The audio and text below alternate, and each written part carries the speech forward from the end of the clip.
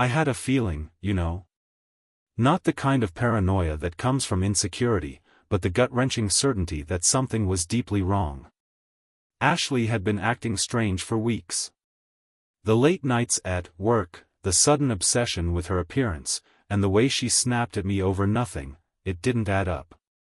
But even my darkest suspicions didn't prepare me for what I was about to find. It all started on a Tuesday night.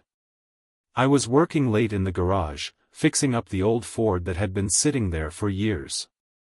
Ashley had gone out again, claiming she needed some me time. She'd been having a lot of me time lately. This time, though, I wasn't buying it. I grabbed my phone and called her, but it went straight to voicemail. A cold pit formed in my stomach as I decided to check her location using the tracking app we'd installed on our phones ages ago. It pinged her across town, nowhere near the spa she claimed to be at. My hands trembled as I grabbed my keys and jumped into my car. I drove like a man possessed, my mind racing with possibilities. Maybe she was meeting a friend? Maybe it wasn't what I thought? But deep down, I knew. My gut never lied. When I pulled up to the address, my heart sank. It was a rundown motel, the kind of place where people don't ask questions. Her car was parked right out front. I sat there, frozen, staring at that car like it was a stranger's. My pulse roared in my ears, and every breath felt like it might be my last. That's when I saw them. Ashley stepped out of a room with some guy. He was tall, muscular, and looked like he'd walked out of a cheap action movie.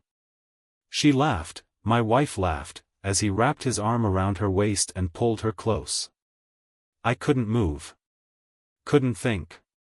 It was like watching a train wreck in slow motion, knowing I was the one on the tracks.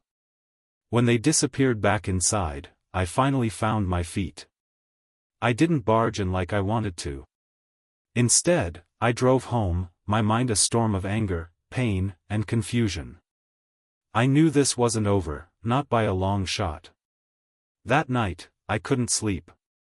Every time I closed my eyes, I saw her face, smiling up at him the way she used to smile at me. By morning, I'd made up my mind. I wasn't going to let this slide. That's how I ended up lurking in the garage with a bat 2 nights later, waiting for her lover to show up. The betrayal had ignited something primal in me. I wasn't the kind of guy who picked fights, but this wasn't just a fight, it was a war. I sat in the dark garage, the bat gripped tightly in my hands. The cool metal felt good, grounding me in reality. My knuckles were white as I stared at the door, waiting for the inevitable. Ashley was late, again. Late nights were becoming her routine now, her lies as predictable as her fake smiles.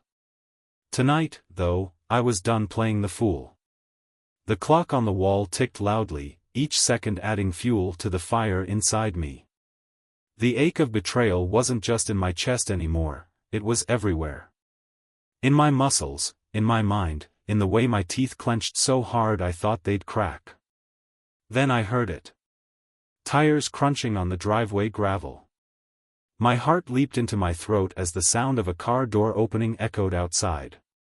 My body tensed, adrenaline surging through me. I didn't have to peek out the window to know it wasn't just Ashley out there. Their voices floated toward the garage, low murmurs mixed with laughter. His laughter.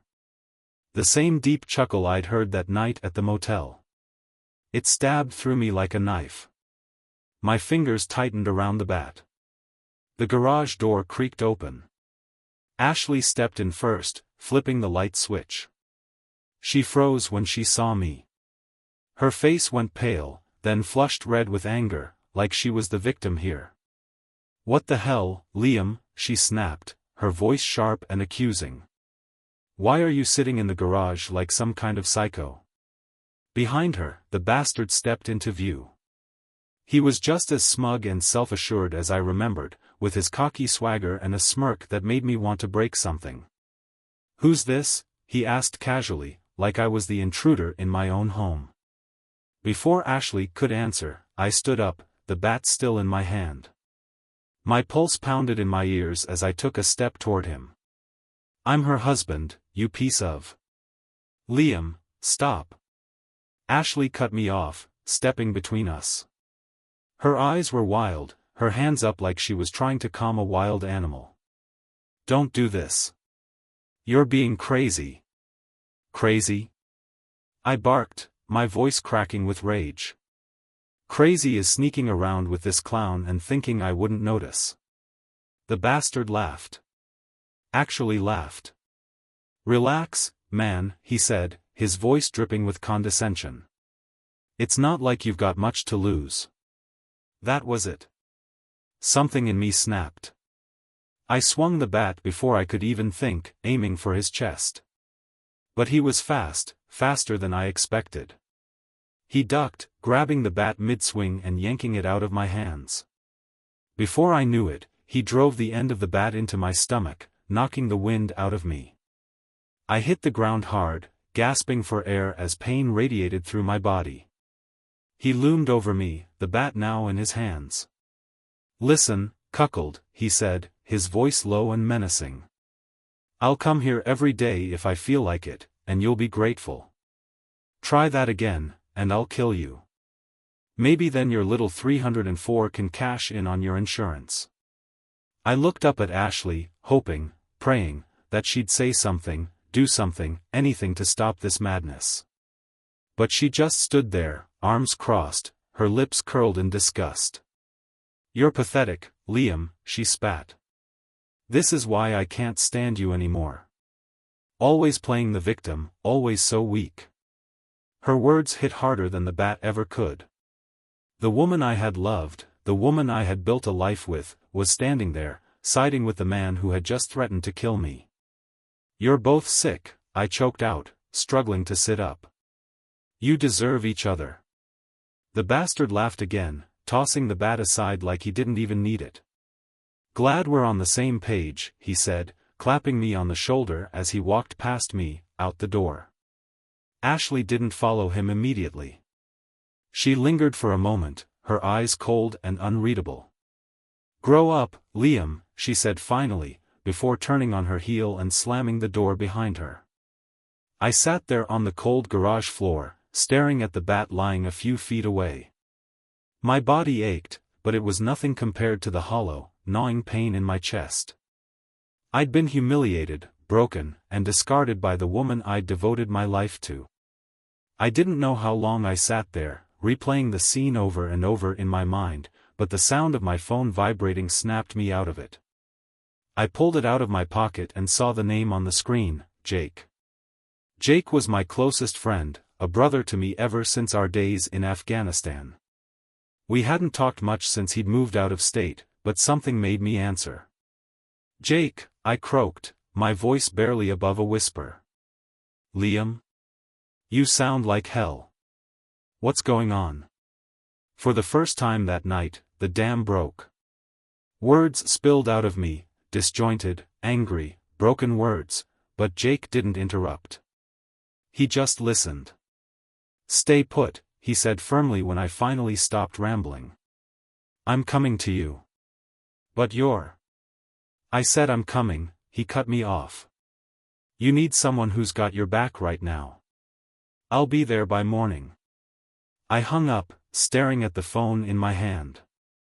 For the first time since this nightmare began, I felt a spark of hope. Jake was coming.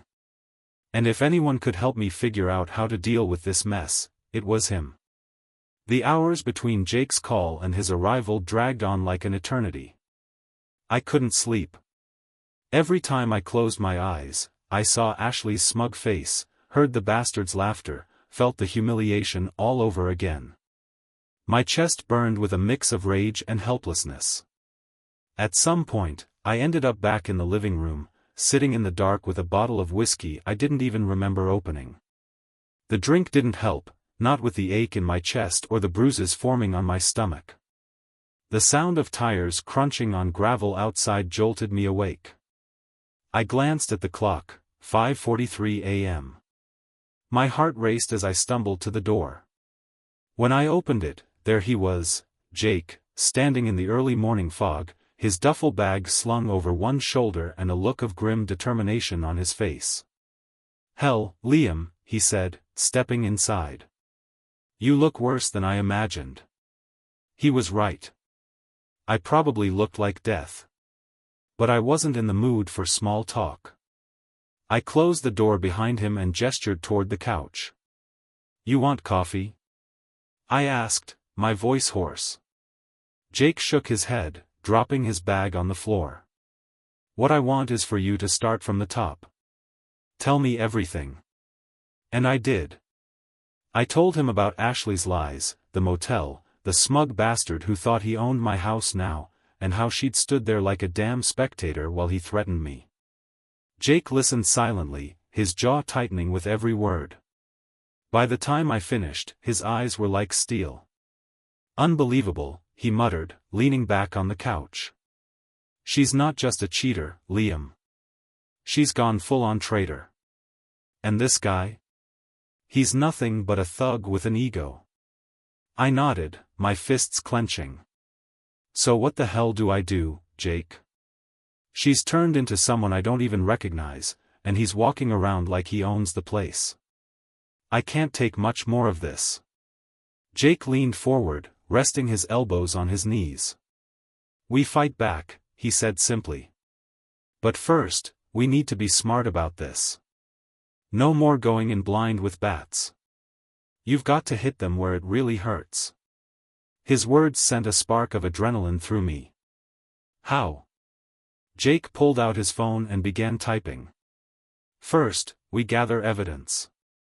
If this thing ends in court, you'll need every scrap of proof you can get, texts, calls, photos, whatever you can find. Then, we make sure this guy knows he's messing with the wrong man." I raised an eyebrow. "You mean scare him?" Jake smirked. "Not just scare him. Neutralize him. Guys like that are all bark until someone pushes back. He thinks you're weak, so let's show him just how wrong he is." His confidence was contagious. For the first time in days, I felt like I wasn't drowning. Setting the trap. By mid-morning, we had a plan. Step 1 was simple: gather intel. Jake helped me go through Ashley's phone records, emails, and social media accounts. It didn't take long to find what we were looking for: texts between her and her lover, full of explicit details and plans to meet up again. My stomach churned as I read the messages, but Jake kept me focused. "This isn't just dirt," he said, scrolling through the messages. "This is leverage." By afternoon, we moved on to step 2, confronting Ashley. Not the kind of emotional confrontation I'd tried before, but something more calculated. Jake insisted on being there, and I was glad. His presence alone gave me the strength to face her without falling apart. When Ashley walked through the door that evening, she didn't look surprised to see Jake. If anything, she looked annoyed. "Oh, great," she said, tossing her purse onto the counter. "Is this your new therapist, Liam? Because God knows you need one." Jake stood up, his towering frame making the room feel smaller. "I'm an old friend," he said evenly. "Here to help Liam clean up a mess." Ashley rolled her eyes. "Right. Well, make it quick. I'm tired." I stepped forward, my voice steadier than I expected. "You're tired? That's funny, Ashley, because I'm exhausted. Exhausted from the lies, the betrayal, and the way you've treated me like garbage. It ends now." She crossed her arms, her lips twisting into a sneer.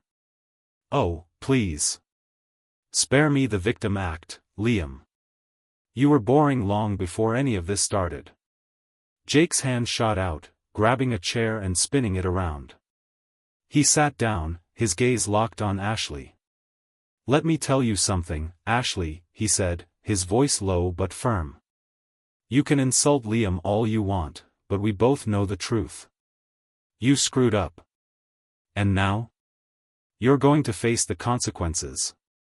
She laughed, a hollow, bitter sound. "And what are you going to do?" Sue me? Have fun with that. Jake didn't flinch. Instead, he reached into his pocket and pulled out a stack of printed text messages. He tossed them onto the table, watching her face pale as she read them. You think you're untouchable, Jake continued, his tone ice cold. But let me tell you how this is going to play out. Liam's filing for divorce. He's got the proof, and he's going to take you for everything. And as for your boyfriend? Let's just say his little reign of terror is about to end. Ashley's smug demeanor faltered for the first time. She glanced between Jake and me, her jaw tightening. You don't have the guts, she hissed. I stepped closer, my voice quiet but firm. I've had enough of your lies, Ashley. You made your choices. Now it's my turn. The tension in the room was thick as her eyes darted between us. For once, she didn't have a snappy comeback. Jake stood, his presence like a wall between her and me. This is just the beginning, he said, leading me out of the room. Let's see how tough she is when the tables turn. The following day, Jake and I put the next part of the plan into motion. If Ashley's smug lover thought he could intimidate me, he was about to learn a hard lesson. This wasn't just about revenge, it was about reclaiming my dignity and taking back control of my life. Jake had tracked down the guy's workplace using information we'd pulled from Ashley's texts. His name was Brandon Torres, a personal trainer at a gym across town. Of course he was. The guy was built like a tank, full of confidence, and oozed arrogance. Jake and I decided we'd pay him a visit when his shift ended that evening. You sure you're ready for this? Jake asked as we sat in my car outside the gym. I clenched the steering wheel, the memory of Brandon standing over me with the bat still fresh in my mind. My stomach churned with nerves, but I nodded. I don't have a choice. This guy needs to know he can't just waltz into my life and destroy everything. Jake grinned, his military-hardened demeanor a steadying force. Good. Because I've got a feeling he's not used to people pushing back. At 7:30 p.m., Brandon emerged from the gym, duffel bag slung over his shoulder and earbuds in his ears. Jake and I stepped out of the car and crossed the parking lot to intercept him. Hey, Brandon. Jake called, his voice casual but firm. Brandon turned, his expression instantly sour when he recognized me. Oh, look who it is, he said, pulling out one earbud. What do you want, cuckold? Back for another beating? I stopped a few feet away, my hands shaking with adrenaline. Jake stepped forward, his towering frame casting a long shadow. We're here to talk, he said coolly. Man to man. Brandon smirked, sizing Jake up. You his backup? Cute. You guys gonna cry on each other after this? Jake didn't flinch. Instead, he motioned toward a quieter corner of the lot, away from the gym entrance. Let's step over here. Unless you're too scared to have a conversation. Brandon snorted, following us with a cocky swagger. Scared? Of you two? Please. Once we were out of earshot, Jake got straight to the point. Here's the deal, Brandon. We've got enough dirt on you and Ashley to cause problems for both of you. You want to keep playing tough? Fine. But I guarantee you won't like where it leads. Brandon laughed, his voice echoing in the empty lot. Problems? What problems? You're a joke, man. You couldn't even keep your wife satisfied. Don't blame me because she came looking for a real man. The words hit like a punch to the gut, but Jake stepped in before I could react. Real man, he repeated, his voice low and deadly. A real man doesn't sneak around with another guy's wife and act like he's untouchable. A real man owns up to his actions. Brandon's smirk faltered, but only for a second. Whatever, old man. You don't scare me. That's when Jake's fist shot out, lightning fast, catching Brandon square in the jaw. The sound of the impact was sickeningly satisfying. Brandon stumbled back, his cocky facade crumbling as he clutched his face. "Here's how this works," Jake said, stepping closer, his voice calm but commanding. "You stay away from Liam. You stay away from his house. And you stay away from Ashley. You don't call her, you don't text her, you don't even think about her. Got it?" Brandon straightened, his face red with fury. "Or what? You think I'm scared of a couple of losers?" Jake didn't say a word.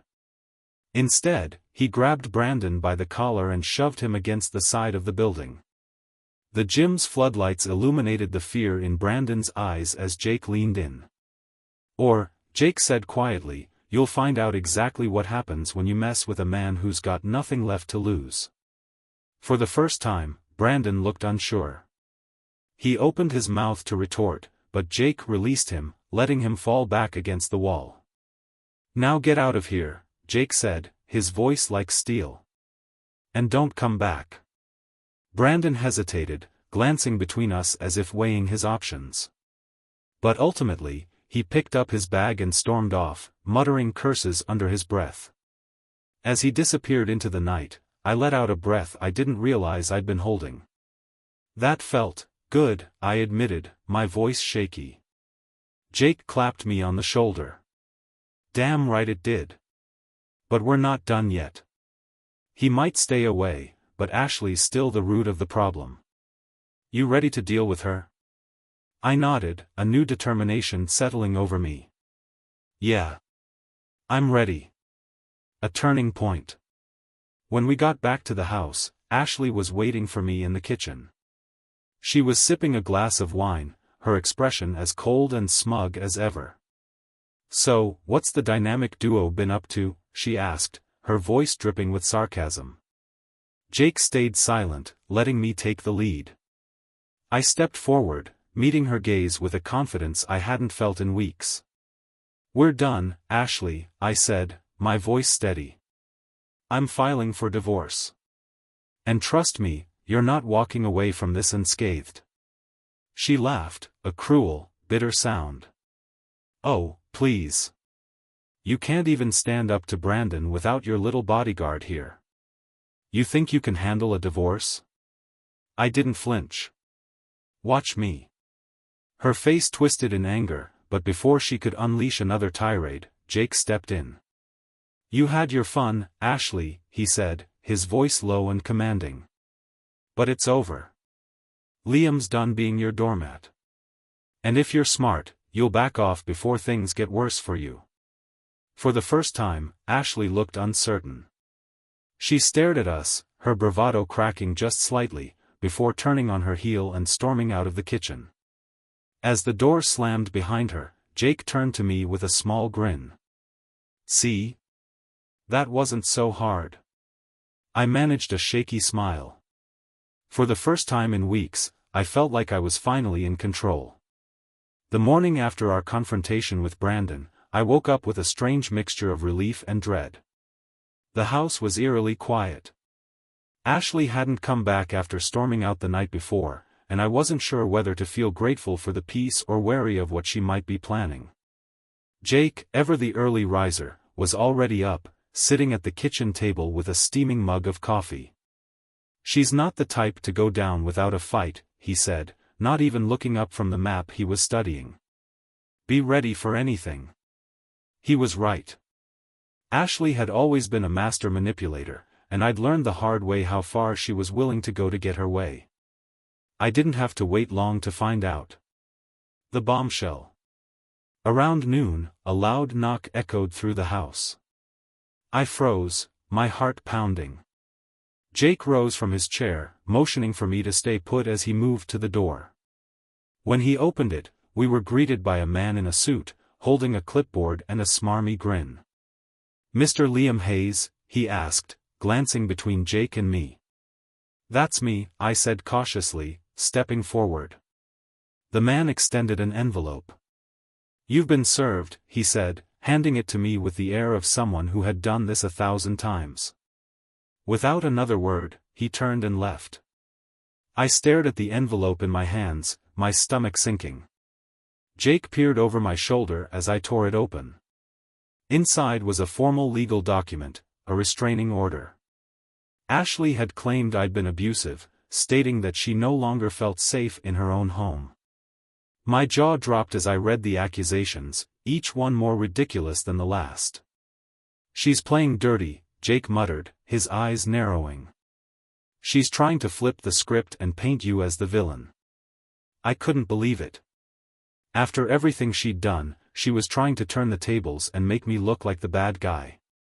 My hands shook as I dropped the papers onto the table. "This is insane," I said, my voice rising. "She's the one who cheated. She's the one who brought that bastard into our lives." Jake placed a steadying hand on my shoulder. "Calm down. This is exactly what she wants. She's trying to provoke you into doing something stupid. Don't give her the satisfaction. A new kind of fight." Jake's words sobered me up. He was right, I couldn't let Ashley's lies derail me. But I wasn't about to roll over and let her win, either. We spent the rest of the day strategizing. Jake called a lawyer he trusted from his military days, a no-nonsense woman named Angela who didn't waste time sugarcoating things. "Here's the deal," Angela said over the phone. "Restraining orders are serious business. Even if her claims are bogus, the court will take them seriously until we can prove otherwise. You need to stay calm, follow the order to the letter, and let me handle the rest." I nodded, though the thought of being legally barred from my own house made my blood boil. "What about her boyfriend? Brandon?" I asked. "He's been harassing me, he even attacked me." Angela was silent for a moment. "If you have proof, we can file a countersuit," she said. "But without witnesses or hard evidence, it'll be your word against his. Focus on the divorce for now. The sooner we get her out of your life, the better." It wasn't the answer I wanted, but it was the reality I had to face. Ashley's next move. That evening, I packed a bag and left the house under Jake's watchful eye. The restraining order meant I couldn't stay there, and as much as it hurt to leave, I knew it was the smarter choice. Jake had a friend with a cabin out by the lake, and he insisted I stay there while we figured things out. The cabin was quiet and secluded, but my thoughts were anything but. Every time I closed my eyes, I saw Ashley's smug face, heard Brandon's taunts, felt the weight of everything I'd lost. The betrayal was a wound that refused to heal. Jake stayed with me, his presence a constant reminder that I wasn't alone in this fight. We spent hours going over every piece of evidence we'd gathered, from Ashley's text messages to the photos I'd taken at the motel. Each piece was another step toward building my case, but it didn't erase the bitterness in my chest. The phone call. 2 days later, my phone buzzed with an unknown number. I hesitated before answering, my heart racing as I brought the phone to my ear. "Hello? Liam." Ashley's voice was unmistakable, sharp and cold. I stiffened. "What do you want, Ashley?" She laughed, a sound that sent chills down my spine. "Oh, don't sound so bitter. I'm just calling to let you know that Brandon and I are very happy together. In fact, we're moving into the house. It's not like you need it anymore." The audacity of her words left me speechless. She continued, her tone dripping with malice. "I hope you're enjoying your little vacation, Liam. But don't get too comfortable. You'll be hearing from my lawyer soon." Before I could respond, she hung up. I stared at the phone, my hands trembling with rage. Jake, who had been watching me closely, didn't need to ask what had happened. "She's upping the ante," he said grimly. "She's trying to break you." I nodded, my jaw tightening. "She's not going to win." That night, as I sat by the cabin's fireplace, I made a decision. I couldn't keep playing defense. If Ashley wanted a war, I'd give her one, but on my terms. With Jake's help, I began digging deeper into her life and Brandon's past. If there were skeletons in their closets, I was going to find them. And when I did, I'd make sure they regretted every moment they had spent tearing my life apart. The morning air at the cabin was crisp, but it couldn't cool the fire burning inside me. Ashley's smug phone call replayed in my head like a taunt, each word sharpening my resolve. If she thought she could walk all over me, she was dead wrong. It was time to take control. Jake had been up before dawn, as usual, nursing his coffee by the window. When I joined him, he slid his phone across the table. "I've been digging," he said, his voice low but purposeful. On the screen was a grainy photo of Brandon Torres, standing outside a seedy bar with a group of equally rough-looking guys. Jake swiped to another photo, this time of Brandon leaning against a car that didn't belong to him. "What am I looking at?" I asked. "Your boy Brandon's not as squeaky clean as he pretends to be," Jake said. "That car? Stolen. And those guys he's with? Known gang affiliates. This isn't just some gym rat. He's into some serious dirt." My pulse quickened as I processed the information. "How do we use this?" Jake leaned forward, his eyes gleaming with the intensity one remembered from our tours in Afghanistan. "We keep digging. The more leverage we have, the better. If he's got a criminal record, we can use it against him. And Ashley? She's tied to him now. If we play this right, we can bring both of them down." A dangerous plan. By midday, Jake had pieced together a full dossier on Brandon. Turns out, he wasn't just a personal trainer, he was also involved in illegal street racing and had been arrested twice for assault. One of the incidents involved a former girlfriend who'd filed a restraining order against him after he'd broken her arm during a fight. "That's who Ashley's shacking up with," Jake said, shaking his head. "Classy." I clenched my fists, the anger bubbling to the surface. "She knew," I said through gritted teeth. "She knew what kind of guy he was and still brought him into our home." Jake nodded. "Which makes her just as guilty. But we're not done yet." That night, we drove into the city, armed with a camera and a plan. Jake had a contact in law enforcement who tipped us off about a street racing event Brandon was likely to attend. If we could catch him in the act, it would be the smoking gun we needed. The sting. The parking lot was alive with the roar of engines and the stench of burnt rubber. Cars lined up in rows, their drivers revving their engines as spectators placed bets. Jake and I stayed in the shadows, blending in with the crowd as we searched for Brandon. It didn't take long to spot him. He was leaning against a bright yellow Mustang, laughing with a group of guys while a scantily clad woman hung off his arm. He looked every bit the arrogant jerk I remembered, and the sight of him sent a fresh wave of anger through me. "Stay cool," Jake murmured, his hand on my shoulder. "We're here to observe, not start a fight." We waited until the race began, the cars tearing down the street in a blur of lights and noise. While the crowd was distracted, Jake and I moved closer to Brandon's car. Jake pulled out his camera, snapping pictures of the license plate and the illegal modifications under the hood. But just as we were about to slip away, one of Brandon's friends spotted us. "Hey! What the hell are you doing?" The guy's shout drew Brandon's attention, and his eyes locked onto mine.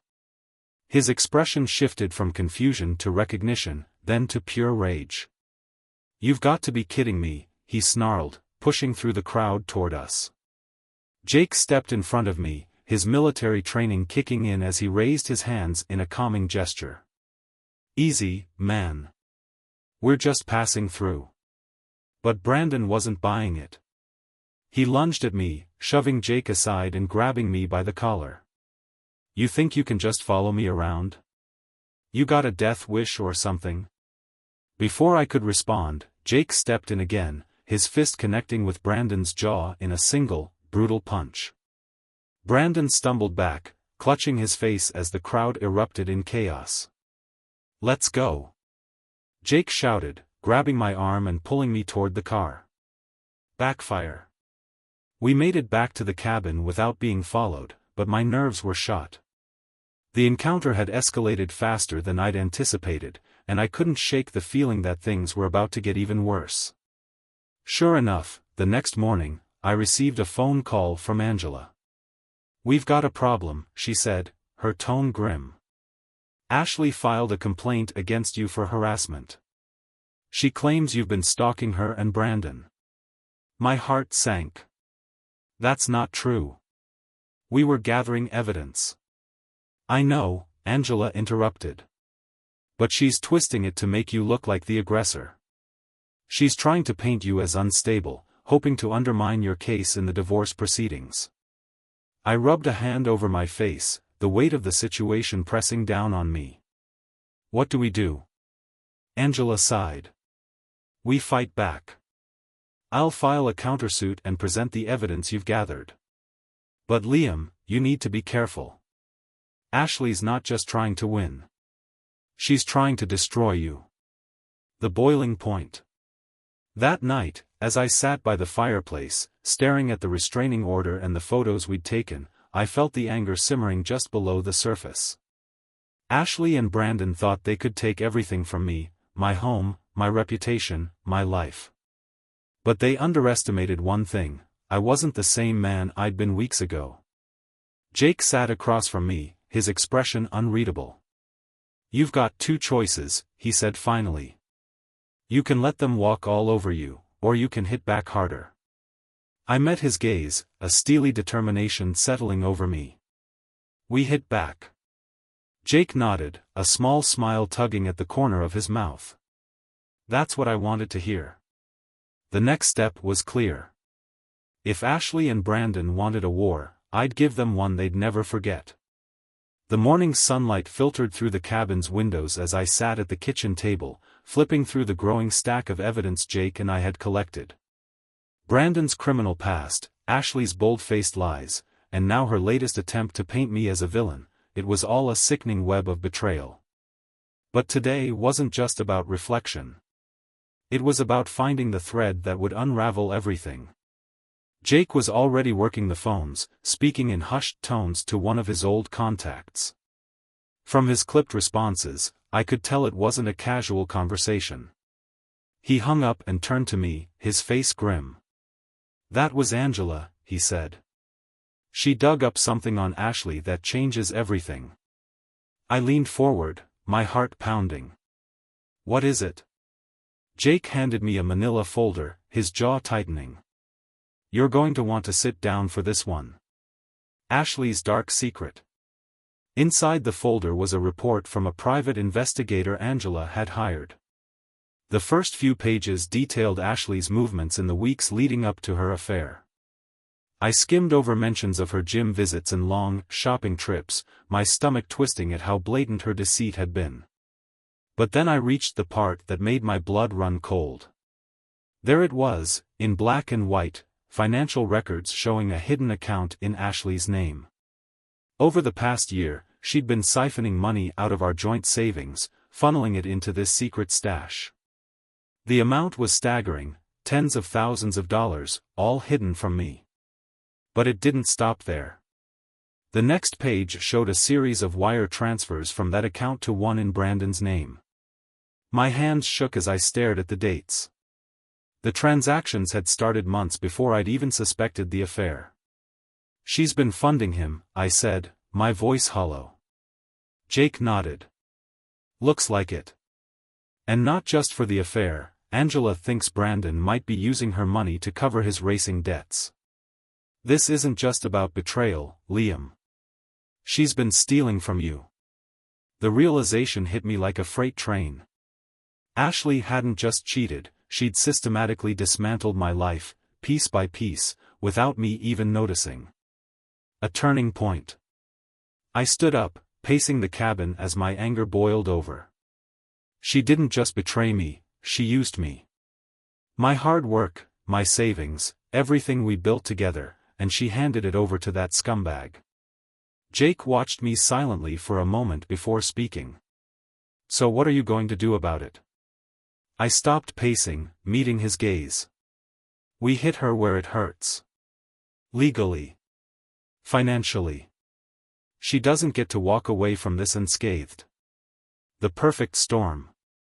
Angela wasted no time filing motions to freeze Ashley's secret account and subpoena her financial records.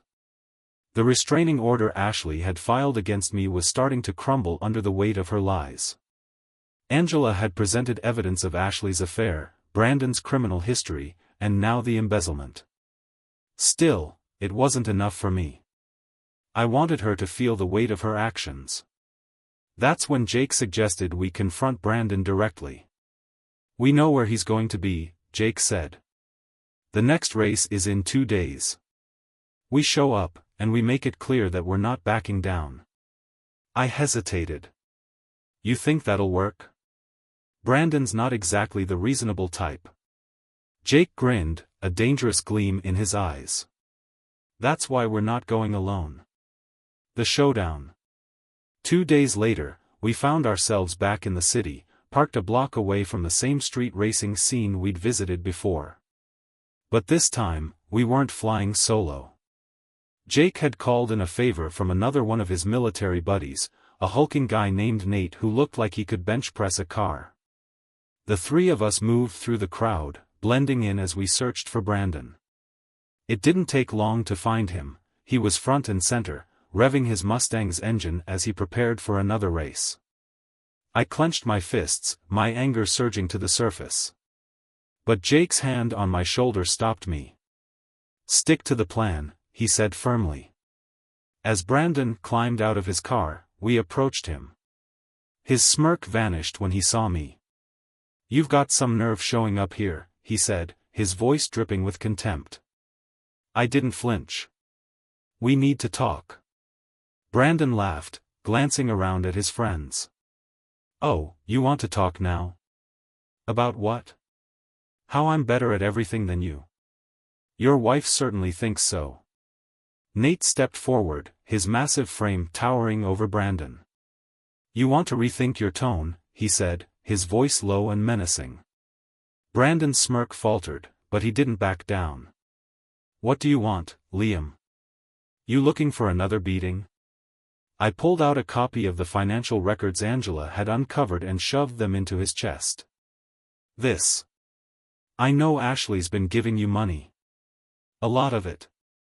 And when this goes to court, you're going down with her." For a moment, Brandon looked genuinely shocked. But then he laughed, crumpling the papers and tossing them to the ground. "You think I care about your little threats? Ashley's got me covered. She's smarter than you think, and she's not going to let you win." Before I could respond, a commotion broke out behind us. A squad of police cars had pulled into the lot, their sirens blaring.